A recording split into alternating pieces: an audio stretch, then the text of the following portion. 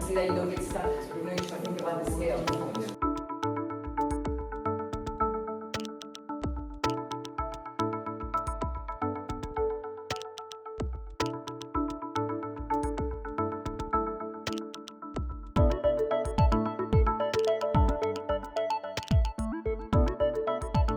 We investigated through this topic of water is the norm, is the everyday life. A little bit in the mountains, on this artificial lake, along the Kamo River. It's spaces of everyday life, and they're very diverse or dispersed throughout the city.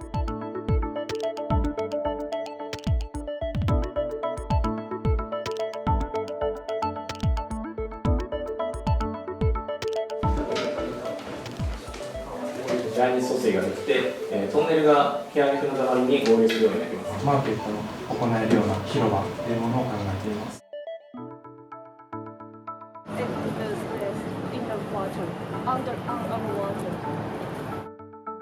You don't have big water.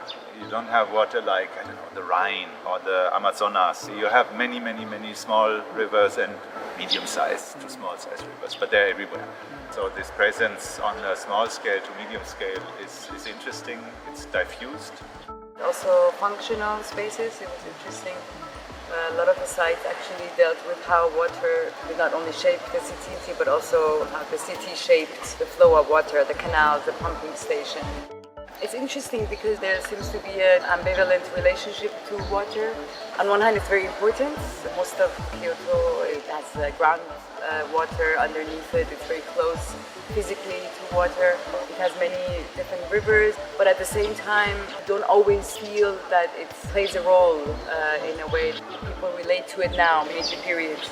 It's not always present. It could even be treated much more obvious, I think. Riverside could be more exploited, for entertainment, sports, enjoyable moments.